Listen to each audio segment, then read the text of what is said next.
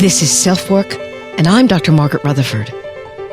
At SelfWork, we'll discuss psychological and emotional issues common in today's world and what to do about them. I'm Dr. Margaret, and SelfWork is a podcast dedicated to you taking just a few minutes today for your own self-work. Hello and welcome to SelfWork. I'm Dr. Margaret Rutherford. I'm a clinical psychologist out of Fayetteville, Arkansas. And I wanted to extend the walls of my practice 5 years ago now, so I started SelfWork. I want to reach out to those of you who are already very interested in psychological or emotional issues. Maybe you're in therapy. To those of you who might just have been diagnosed with something and you're looking for answers. Or you're having a relationship problem that's just unsettling and won't seem to resolve itself. But also to a third group who might tell your friends, therapy, never do that. But you're just interested enough or unhappy enough to listen into SelfWork. Welcome to all of you. As a therapist, I've been honored by many to try to help them work through their grief.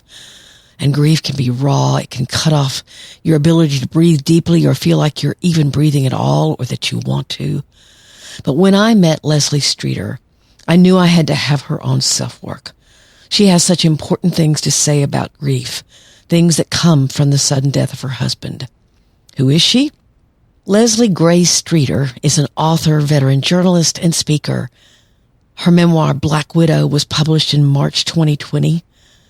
Until fairly recently, in fact, she was an entertainment and lifestyle columnist and writer for the Palm Beach Post. Now she lives in Baltimore, Maryland. She's a University of Maryland graduate. Her work has been featured in the Washington Post, the Atlanta Journal, the Seattle Times, the Atlantic. She's been on the Today Show, SiriusXM. She's been in the Oprah Magazine. And she says about herself, I'm a slow runner, an amateur vegan cook, and a true crime and law and order enthusiast. But she's been very accomplished. I wouldn't have known that just by talking with her. She doesn't toot her own horn. Far from it. She's very down to earth and right there with you when she talks with you. You'll hear that in her interview. She can be very naturally funny. She has a beaming smile.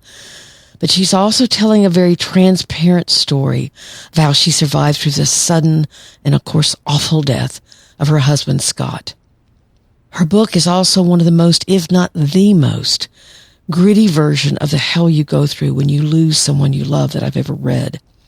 She talks about the things you do to try and cope, some helpful and some self-destructive. How you can need others and how you can isolate from them. How you can sob one minute and be making a peanut butter and jelly sandwich the next, as you simultaneously live out the horrific sadness of a moment that you don't want to live through, while you're also needing to be in your life because you're needed in your life. You have to work.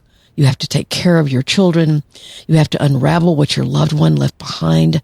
And all brings with it a multitude of emotions and experiences that she actually chronicled almost from day one. Writing was her profession, but it was also her avenue for expression and had always been. And this time that writing became a story for us all to hear. For death comes in the middle of life, and life goes on. Where it hit Leslie was right when she was adopting their foster son that they had fostered for several years. She had to go on in that process despite Scott's death, a process that they'd worked on and planned and worried and rejoiced about for years. She had to continue walking the path that the two of them had dreamed of walking together, as perhaps many of you who are actively grieving have done as well. Why am I offering this conversation now? Because in entering the holiday season, not only am I aware of millions of people around the world and almost 800,000 people here in the U.S. who have died from COVID. Each one of those people had families and friends, coworkers and neighbors who are grieving their absence. And of course, there have been deaths all year. I want to offer all of you the story of someone who got through her grief, who has moved forward. And I, of course, hope that will be helpful. Before we hear from Leslie, however, here's a message from BetterHelp.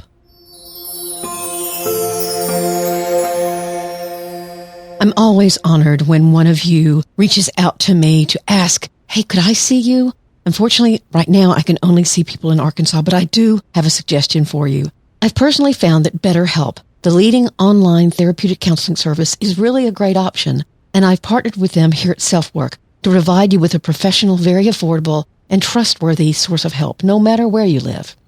In fact, BetterHelp has been a sponsor of SelfWork for more than a year, and I can't tell you how much it's meant to have their help and support here on the program. But of course, before any kind of relationship happened, I tried BetterHelp myself. They use only licensed therapists, meaning licensed professional counselors, social workers, marriage and family therapists, probably even some psychologists, and they match you up with someone likely in the same state as you if you're here in the United States. But I want to talk about what really stood out for me. I saw 2 different counselors, or I didn't see them, but I worked with them. For one thing, it was very convenient, and they both tried their best to meet my schedule. The second thing was, those of you on the podcast often write reviews or send me emails that say, hey, I really like that you make direct suggestions on what to try, real tangible recommendations. And the 2 counselors I tried did that as well. It's not that empathy and a listening ear isn't valuable. Sometimes we all can benefit from working through emotions in a safe relationship. However, I believe you get hope when you see yourself handling emotions that previously you couldn't, or maybe you speak up in meetings where before you didn't care enough to, or maybe your confidence was shot. You want to be able to see real change in yourself. Both of them actually offered worksheets for me to use to get a little deeper into things outside of the session. So I walked away with ideas. We're still in the middle of a pandemic, and everyone's lives have been challenged to a lesser or greater extent for a year or more. So that's the backdrop we all have to deal with. And BetterHelp wants to be there for you. But also, because you listen to SelfWork, you do have a really good offer for them. You'll receive a 10% discount on your first month of service if you use this code. TryBetterHelp.com/SelfWork. That's TryBetterHelp.com/SelfWork. And you'll find a counselor uniquely chosen for your preferences and needs. And then, of course, write me and let me know how it goes. If your first counselor isn't a great fit for you, they'll find somebody else, just like in non-online therapy. And after all, so many counselors are only working online these days, and BetterHelp isn't expensive. So try BetterHelp, because reaching out can be so vital to your mental health. And now, without further ado, here's my conversation as I thoroughly enjoyed listening to again. Here's Leslie Streeter.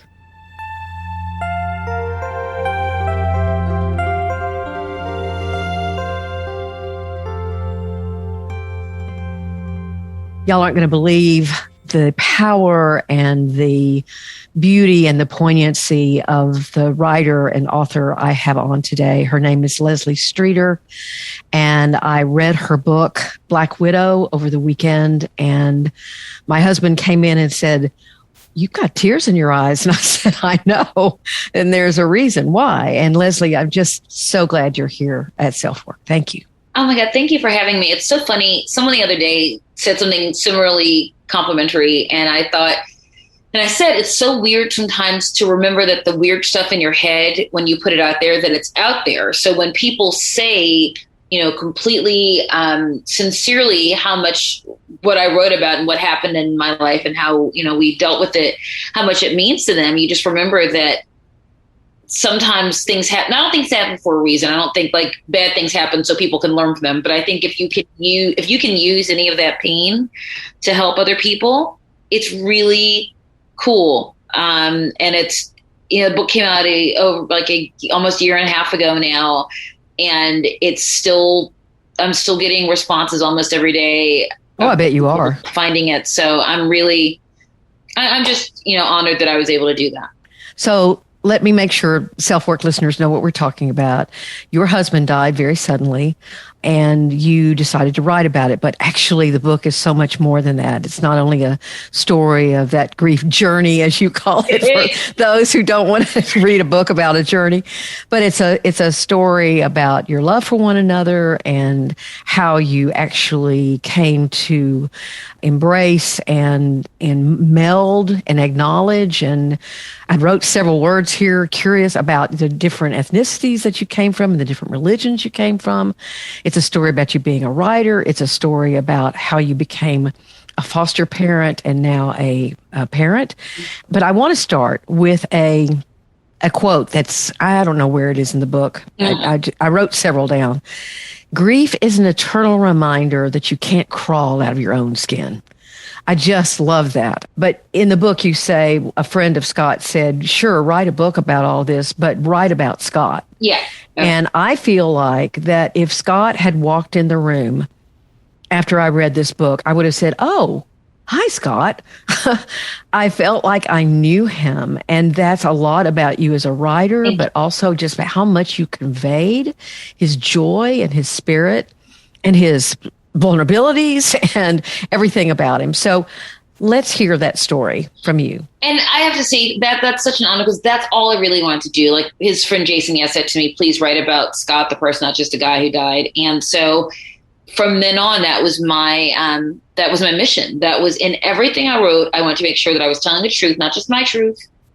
Obviously, everybody's truth is different. Some people use that as a reason to tell lies. Well, that's my truth that you did that, not mine. Right. What I wanted to do was say, this person, this is my angle of this person, but this person didn't just belong to me. He belonged to so many people. And I wanted to do him right by making sure, like I said, like Jason said, that what you got out of it is not just the sliver of the importance that he meant to me, but a sense of how much he meant to so many people. So the brief version is that he and I met in high school in Baltimore. I was a dork. He drove a Camaro and had a gambling thing in the hallway, drove a Camaro. He was kind of rebellious. I mean, he was probably a dork deep inside his soul, but outwardly he was kind of like bad boy and like skipped class and had carried the racing form in his pocket. I mean, he was that guy. I was. Oh, okay. So we didn't really run in the same circles, but he went to college with my twin sister at St. Mary's College in Southern Maryland. I went to University of Maryland, big, huge school. And she would say, hey, remember that guy, Scott? And I would go, yeah, whatever. It didn't matter. And so 20 years go by, and our class is getting back together on Facebook to plan our reunion, the 20th reunion, which was in 2009. And I was like, oh, he friended me and said, would you like to get a drink? I happen to be in South Florida. And I see that you're in Florida. And I go, yeah, whatever. And we did. And I was like, oh, wait a minute.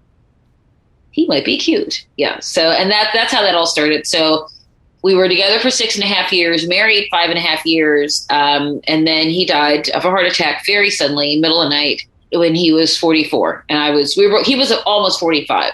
It was about a month and a half from his 45th birthday. And at that point, you just, like I said, things happen and you go, okay, I have to deal with this. I don't want to deal with this. And the only way I've ever known how to deal with anything is right. The only thing I've known how to process. That was a question I actually had for you, because as I read the book, it almost sounded like you began writing immediately. Pretty much. That's what it sounded like. I didn't know if that was a writing technique or whether that was the way it was. It's pretty... I'm a columnist, but I do other things, but I'm primarily a columnist. So I write in first person all the time. It's just sort of like, how I process things. But it's not in the book, but it's some other things I've written, that the day that Scott died, my friend Scott Iman, who is a very well-known New York Times bestselling Hollywood historian, contributor for TCM, was in my house, in my kitchen. And he had always said to me, I always say, why can't I finish a book? I try to write books and I can't finish them. And he'd always said to me, you'll finish the book you have to finish. The book that you need to finish will be finished. And I said to him in my kitchen, I think this is my book. It just came out. Wow. My Scott had been dead maybe 7 hours. And he said, kid, I think it is. Sally, I think it is. And from that moment on, for many reasons. One, because I was like, I'm going to finish. It just got in my head. Got to finish book. I'm like, this could be a book I finish. And because I thought, at that point, I'm suddenly a single mother, even though my job was still in existence and that kind of thing. I was like, I might need more money. Money would be good.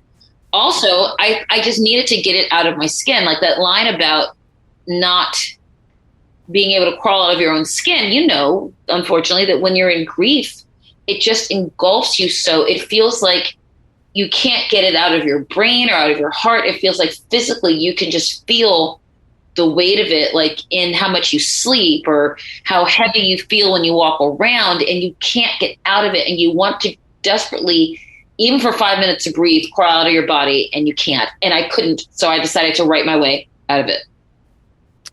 I think that's a wonderful way. I mean, certainly I encourage people to journal who are doing exactly, they're not a writer and they're not writing a book, but they are trying to force themselves to put down in black and white what is going on in their soul and their brain and their lungs and their heart and every other part of their being, and what they see their children going through. I mean, it's just a way to, in journaling, it's a way to at least make sure you are inching through what you're going through, that you're not getting stuck, although people get stuck sometimes anyway.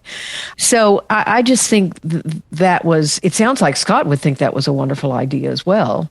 I think he would have. He was always very encouraging to me, and he was my cheerleader, even if it was like whatever it was, if it was like the fake Dancing with the Stars performance I talked about, or like doing a slow half marathon or whatever. He was always like my cheerleader. My sister and I ran, right when we got engaged, ran the half marathon in Baltimore. And I see him at the finish line, right before the finish line, and like run over. I stumble over. I'm so tired. And I hug him and he says, "You know who finished in front of you? Like a dude pushing a stroller and a lady in a wheelchair." It's like, but that was him. And I was too tired to punch him because I just had to get across the finish line. But yeah, he was that jerk. He was hilarious. And he was so encouraging, even if he was always making a joke, but he wanted me to understand how much he believed in me. And I think he would know, he would have wished that the book could be about something else than him dying. But, exactly. He was always very, very encouraging of me and my writing. So I also have talked a lot about trauma on SelfWork, and actually, having your husband die suddenly and in your home and all that kind of thing can you talk about how you began to, again, inch your way through that trauma? Well, I am a big believer in therapy. My therapy sessions are in my book. And grief therapy is something that I sought out pretty close. He died in July, almost August. He died on July 29th, 2015. So I was probably in therapy by September. It was just important to me. I mean, I have so many people not only in my life to talk to, but my mother is a psych nurse, and I have so many. One of my very best friends has a master's in psychology, and as a counselor, I'm surrounded by people. But obviously, you need someone outside of that experience, of course, to talk to, and someone who didn't know me. Although it's funny, she admitted to me much later that she read my column and knew who I was. I'm like, okay, what are you going to do? And she didn't mention it at first. I don't think she mentioned it until the second time I went back to her, because I think I went to her that fall and then stopped, and then I went to her again in 2019 when I was preparing for my book to come out, because I knew I was going to be talking about these things again. Right. And I felt that since she was 4 years later, she was still available. I knew that she would be a good person. She knew what I'd gone through, and because she'd been there, and she'd be a good person to kind of help me get through that. But yeah, I mean, therapy was very important. Yoga was very important. In what way? A gentle connection to my body again, and to my breathing, and to having to be in your thoughts, but not in like a torturous, oh my God, I can't crawl out of my skin way, but in everything inside my body is part of my breath and part of my body and part of this pose or this posture that I'm doing. And it was just, because at first I was terrified of it, because stillness is bad. Although when you're in grief, everything is bad. Stillness is bad. Sound is bad. Alone is bad. Together is bad. It's just bad. But that was very helpful to me. Working out was really great. Well, I wanted you to tell the story about Victor. Because I just went, yeah, when I heard that story. It is amazing. And we keep in touch. He and his family had moved north. I saw him about a year ago when I was getting ready, a year and a half ago now, when I was getting ready to launch my book. He came down and helped me, for 2 weeks and helped me, get it moving. But and he's back in Florida now. Victor was just this person. He couldn't lie to you if he tried. He's that kind of person that's just, and even when he's trying not to tell you something, you know that something's up, and it's usually. And he's a trainer, right? He's my trainer. He was my trainer. We don't live in the same state anymore, but yeah, he's just straight ahead guy. And he's a guy that very much respected Scott, and Scott very much respected, and he felt it was his duty to be the one to kind of bring me back sort of to that part of myself, which is, I'm not small girl, but I've always loved working out. I, walk very slowly now, but I'm always doing stuff. I'm sitting right here with my fitness bands right next to me. There you go. That's always something that was important to me. And health wise and mentally, I needed to do that because I gained so much weight right after Scott died, and I was sad. I was drinking too much and eating too much and lying in the bed watching Dateline too much. And right. I needed, in a practical sense, not to die because my child now only had one parent, and I needed to be alive and functioning and healthy and stuff. And I just feel better. So he helped me mostly by not only like physically putting me through paces, but like saying things like, you're what you've got, and you can't rely on other people, and you're not some rich person that someone else is going to do something to.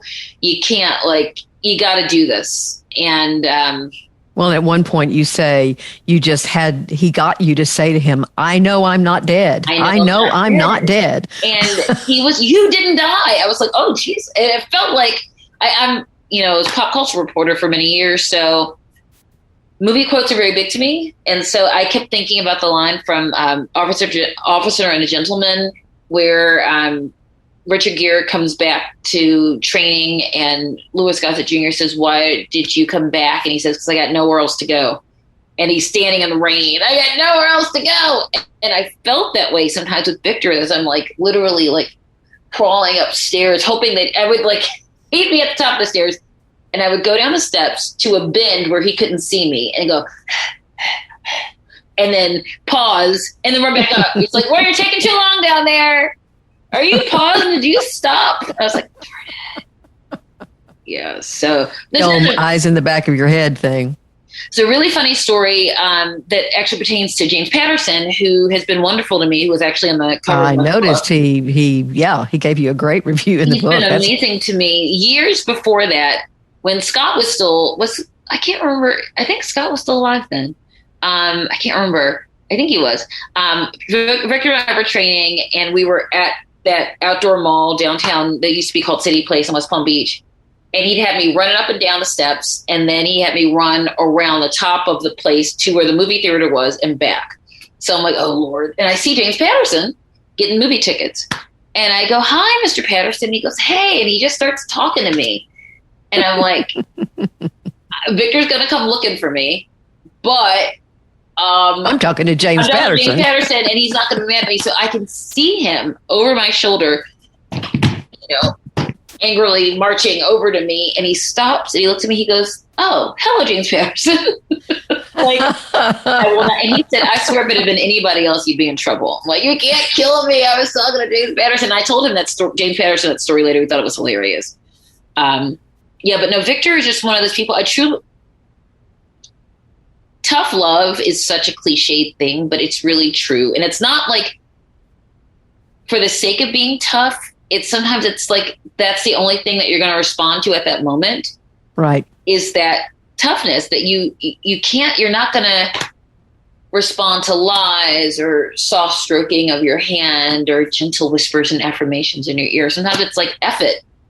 Yeah, exactly. Fun. And you say in the book you had to be careful to not use up your pity allowance there for a while. I never heard that phrase. I know exactly what you're talking about. Well, it's true. And I said it's when the analogy I think I made at that point in the book was that when you have a breakup and you can only be too pathetic because your friends are going to go, oh my God, it wasn't like you weren't betrothed. It wasn't written in the angels. It's a guy you dated for 6 months. Suck it up. We're going back to work. No one wants to see your dumb movie. You don't get to like control the TV anymore. Yeah. So your pity allowance is over. And it's sad to me too, because there are people who read that and said, there was no allowance with us, like with real people who know you. I mean, if I was being pathetic for no reason and looking for pity, yeah. But if it's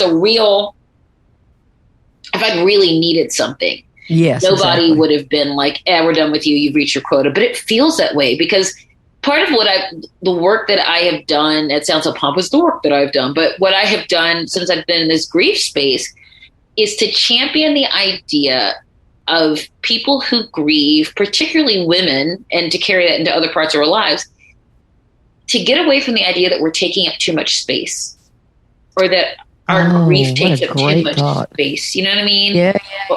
Or that's the thing, like when our mothers or grandmothers or whoever were very sad, but they had to get up and make everybody dinner anyway, and they had to make it and go, no, it's fine. And they're that thing where you're comforting people who are trying to comfort you because you feel uncomfortable taking up that space. I mean, you shouldn't block the door as you're taking up space, but you shouldn't apologize for being a human being who's been hurt either. And I think that for me, I really do think of it also as because I'm a woman going through that space, that we've been taught, no, there's a limit to it. There's an expiration date on when you can show this stuff. And now you got to make everyone else comfortable, at least not make them actively uncomfortable.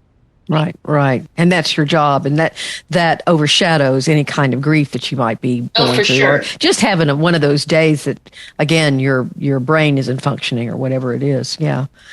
Okay. So alongside trying to grieve Scott, you were also going through this process with your son Brooks of y'all had been fostering him and then you wanted to adopt. And so the interplay of those two things was just fascinating to read, and how the despondency and the waiting and the timing and all of that with Brooks was just, sometimes it was distraction at red light. Sometimes it was just added to the pain because Scott wasn't there to do all of that with you.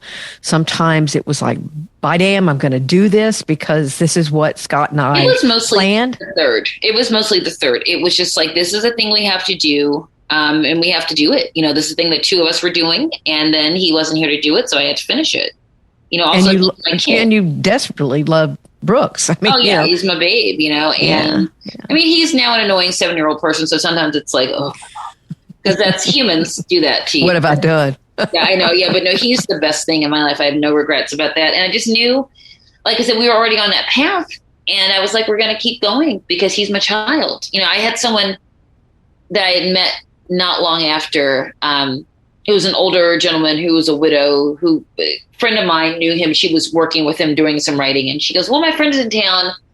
And it wasn't like a fix up or anything, because he was like in the 70s, like just, to have lunch with someone, and maybe there's something, and he's mostly writing about men and grief, but maybe there's something that you could help him with, whatever. So I bring Brooks with me, and he's 2, and we're in this, and I'm still checked out, really. It's maybe a month later, and he's, sitting in this booth at a diner, and the guy is clearly annoyed because Brooks is, being glad you bring your 2-year-old. Yeah. And he's crawling over me and whatever, and like, oh, it's a waffle, oh, it's a knife, oh, it's a thing, and everyone's waving at him like, hi, cute little boy. And the guy goes, so how do you feel about single motherhood? And I was like, what? Because he said it in a way like I had a choice. Like, and I was like, what are you saying? I'm going to give him back? Or he goes, no, but I knew that's what he was thinking. Like, well, it's just an adoption and it's not done yet. Maybe you, and I just like this. Oh my gosh. Kid, dude. I mean, but it was also funny too. I forget sometimes that between the time Brooks, we knew about him in 2013 and the time he came to live with us in early 2015 until the end of July, 2016, I had not shared pictures of him. I couldn't, because can't do with foster kids. The rules of, yeah. Yeah. So on Facebook, we referred to him as Baby Z or the kid we live with or that kind of thing. So there's no pictures and stuff. So I forget sometimes, because he's always been a part of my life, that I go back to times between him coming to live with us and then the adoption being final, which was the year after Scott died. And that so many people were going, oh my God, we can finally see his picture. And I go, oh, I forgot how much of that journey, I had to hold separate, and those, the title of my book is A Sad, Funny Journey Through Grief for people who normally avoid books with words like journey in the title. And I'll explain that in a minute. I was just about to show your book. Yeah. So there we go. So a lot of it really is just that I was used to, talking about my life and being very open and stuff on Facebook or whatever, but also as a person who always had somewhat of a public profile, what to keep back. And there was no choice about that. I had to keep that back. And to this day, I still don't post everything that happens in my life. And I'm careful about the photos that I post outside of my private Facebook. I post pictures of his face occasionally, but not so much. But all of that to say that all of this stuff was going on, and I felt like I could share it with everything with a very small group of people. But which was like therapy was great. And I had all these great social workers on both the Maryland side and the Florida side. And I just was getting it done, and I was healing, and I was, trying to be healthy, and I was working, and I had started writing the book. Like you said, I'd started writing it. The first part of it, which is the very first thing I wrote, was that first chapter about standing in the graveyard. And I started writing that a month maybe after I bought one of the things I used the insurance money was to buy a computer. Oh, because I wanted to write it. So I bought a computer and I just started writing. I just started writing. And so that book was being written in real time. I mean, it was being... That's exactly what it read like. And I was shocked a little bit. And then I thought, well, but this makes a lot of sense. It would be like if you were a composer and you began writing music, or if you were a visual artist that you began creating something. I mean, it was your outlet and your talent. And so it made all the sense in the world when I put it in that context. Thank you. And that's what actually is one of I won't call it a charm of the book, but it's a facet of the book that it feels like we're just walking beside you. And I don't read many books like that. So I really enjoyed it because of that.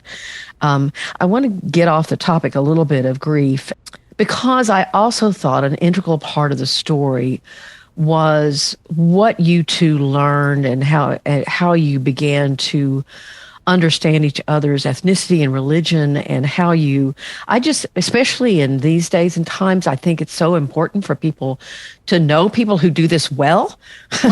And what you said about Scott was he understood parts of my culture while passionately embracing his. Yep. And I loved that statement as, wouldn't it be nice if there was more of that? Thank you. And I think that for a lot of the country, because we continue, and unfortunately now still so much more are a segregated nation, that I had a much more integrated childhood in growing up than most people do. And I think that Scott did as a white person who grew up in a neighborhood that was mostly Black and Jewish. He had a much more... You call it speckled. Yeah, it Black was. Speckled. Exactly. He was much more comfortable and much more used to being the minority or closer to it than most people in this country are that are white, because we should say he was white and he was Jewish. Yes, white and he was Jewish. And so he was much more used to that. So there were things I didn't have to explain to me. Once again, he was not Black. I was not Jewish. There were things we did not know about those things. So I want to say people who go, oh, I was raised there. It's like, doesn't mean that there's nothing to do with when you walk out of a house, you're still a white person or you're still a Black person living in Mormon territory, whatever it is, you're still you. But I think that we started from a place where we were not a mystery. It wasn't like a Hallmark movie where, you're from New York and you wind up in Amish country and you've never been there before and they've never met you before. Right. Wasn't like that. And I had dated other Jewish guys and white guys. He had dated other Black women and women who were of color. So it wasn't like this big pronounced thing with a T. But that was helpful because I didn't feel like I was an experiment. He didn't feel he was an experiment. I didn't feel like there was like a fetishization or anything like that. It was just, we got each other and we dug each other. And then we were really excited about finding out the other things about each other. There was never. And that's what came across. There was such curiosity. Oh, yeah. And you used the term embracing. And, when he died, you had the confusion of how did Jewish people, how do they do this? Well, and you were trying to honor as much as you could of theirs. And then you're being Baptist and Black. I looked at it and thought, I hope this is a part of the book that people also learn from. I've gotten a lot of comments about that, a lot of very positive comments about that aspect of the book. So I appreciate it. Well, and it is the way you lived. He and you lived. And so that's just the way we lived. Right. And I live now in a different part of Baltimore than I grew up in, but my son's friends are both Black and white. He has a couple of, girls that he plays with, he's the youngest at 7. The oldest, I think, is 13. He lives his life in a place that is, a lot of his family is white. A lot of his family is Black. Some are Jewish. Some are Christian. Some don't believe in much of anything. My friend group, the larger group that he plays with, my college girlfriends, we are collectively Black, Irish American, Scottish American, Sri Lankan, Australian American, and random white girl. So the better known as RWG. So we're all different things, and 4 of us, including my sister, my friend Anne, my friend Sonali, and I, all have kids 10 and younger, even though we're all 50 this year. And so the group of kids, his friend group, is just very long, very wide. This is just the way that my son is raised, that people. That's wonderful. There are differences. I mean, I've never been one of those people who go, there's no difference in any way, because differences are something to be celebrated, but differences are not supposed to be something that makes you better than someone else. Mm-hmm. Or make someone else better than you. I think that we get into this thing where we go, no, don't talk about race. Don't talk about religion. Why not? It's there. I would never ask someone not to talk about being Scottish or never talk about being Jewish or whatever. Why should I not be proud of who I am? I just don't think it makes me better than you. And it doesn't make you better than me. We can all bring our own food and bring our own thing to the discussion and talk about it and share it and talk about the ways in which our histories intertwine and which they don't, and which are some of our traditions. I became obsessed years ago with the idea that every culture has a thing that's a pocket, like dumplings or ravioli or, grits. Again, everyone has use of corn. There's all everybody has a pocket. I thought, wouldn't it be like pierogies, whatever, which I think is what I'm having for lunch. Ooh, yum. And just that so many of the things that we developed in different places of the world were all sort of out of necessity, and we all figured it out and whatever. And I just wish that we could feel more comfortable talking about these things rather than pretending they don't exist so people don't feel bad about it, or holding them as some sort of test over each other. Well, I agree with you. I live in Northwest Arkansas that is not very populated culturally it's not very diverse, certainly, but I have certainly had people as patients and I have friends who are not the same ethnicity and just history I have. And so we talk about it and I learn from them and I try to get to educate myself as best I can about what their world is like and so how can I help them, because I come from a different place, but that doesn't mean that I can't be curious and learn and then go, oh, well, given that, what about this? I wanted to end the interview by asking you about a statement you made. You said, I am not the same person. How are you different than the person who wrote the book?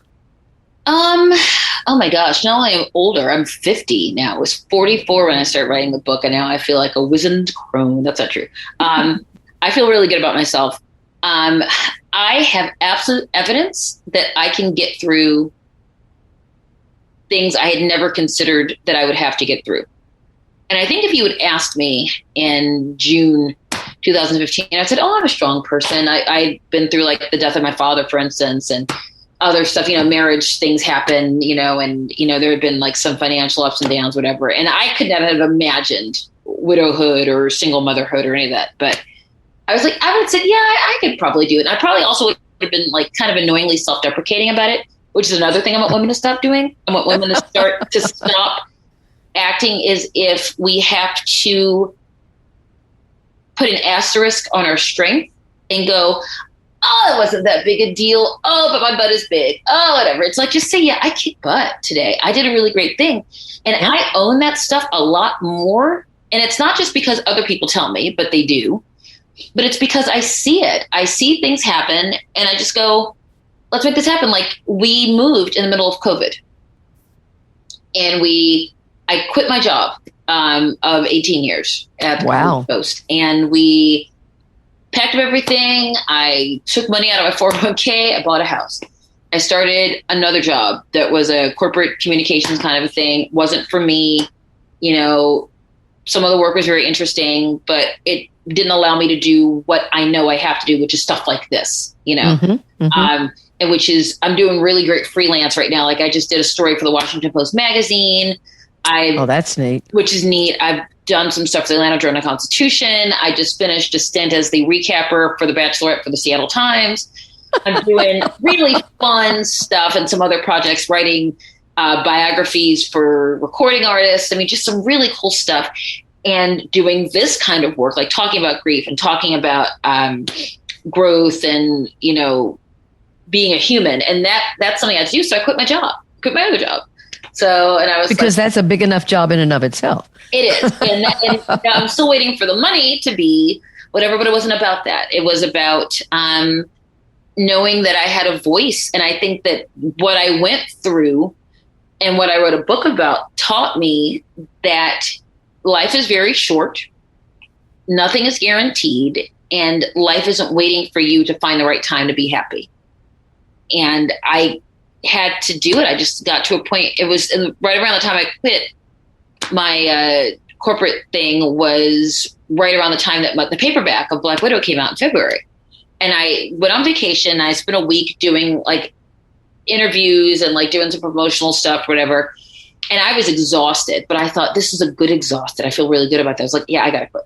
I got to quit. I want this to be what I do and not that. And so I think that I made that decision a lot more confidently. I second guessed it less than I would have. I couldn't have imagined having quit a job without having a full-time job waiting right for me previous to this. And I did, because I knew that it was the right thing to do. And I had no regrets. I mean, once again, would like to have more money, but otherwise, everything else I'm doing, like I get to do this. I get to talk to you. I get to, schedule things and be there for my kid. And, I just get to be in a place, both mentally, physically, and emotionally, where I can look down the road and go, this is what I'm supposed to be doing.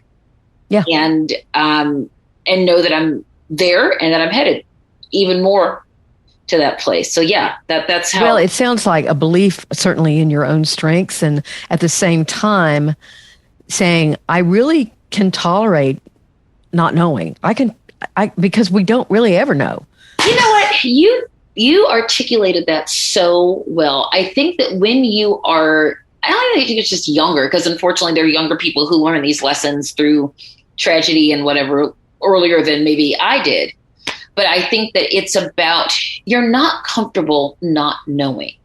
When you're young, when you're really, really young, you're dumb and you go, woohoo, everything's going to last forever. And it's just a gift and a mystery. But I read something by a coach, and I wish I could remember her name. And I'm going to paraphrase it. That basically says the seeds you're planting now are not the fruit that you're eating today. They're the fruit that you're going to eat tomorrow. Meaning that you have to do the work now and not necessarily see the immediate results or benefit or reward from, because that's what you're going to eat on later. That's the future thing. And I thought, oh my God, that makes so much sense. So I can't just say, I can't do that if you don't pay me right now. Now, freelancing is funny.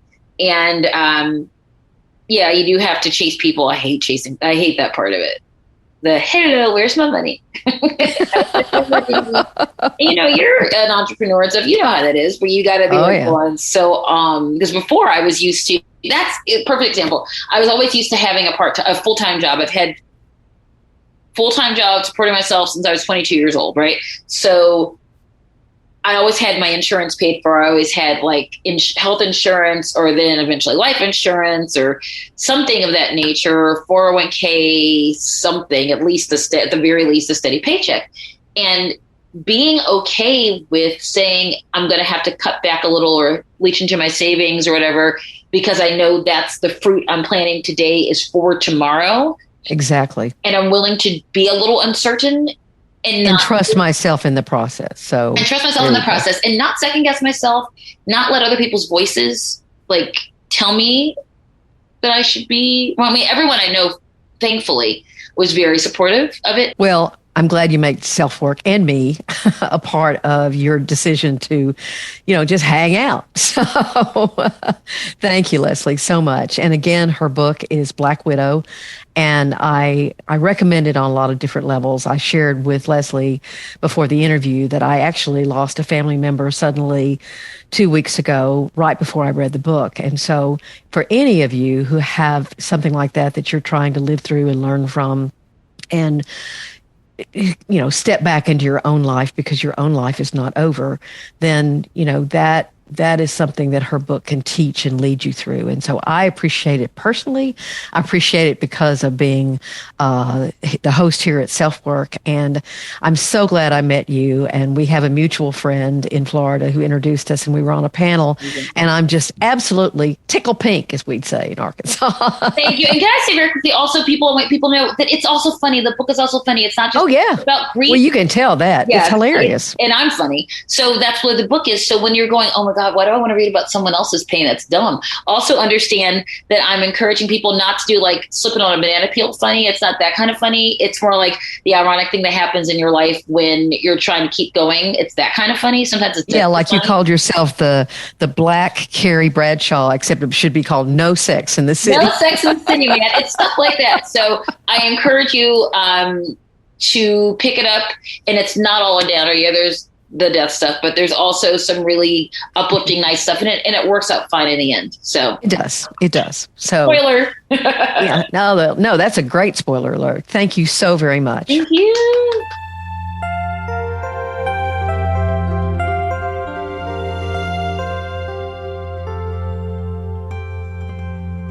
Thank you so much for being with me and Leslie here on SelfWork. I hope that this conversation has been helpful to all of you.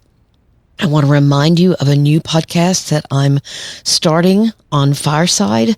All you have to do is go to firesidechat.com/Margaret Rutherford. Again, that's firesidechat.com/Margaret Rutherford. And we can interact on a podcast together. I can answer your questions right when you ask them. So if you have an iPhone, please request access again by going to firesidechat.com/Margaret Rutherford. I also want to remind you that you can give me a gift, and that gift is a rating or review wherever you listen to SelfWork. It takes just a few minutes, especially a rating that just takes a couple of seconds. And a written review is always appreciated because I like to hear what you get out of SelfWork. And of course, share SelfWork with your friends, your neighbors, your coworkers. You're my best marketing team, as I've often said. You can reach out to me at AskDrMargaret at drmargaretrutherford.com. You can go to my website at drmargaretrutherford.com and subscribe. All you will get from me is a weekly newsletter, which will include my blog post for the week, as well as this podcast. It's an easy way to keep in touch. We've got a very full December season coming up as we once again face another variant of COVID-19 together, as well as living life together.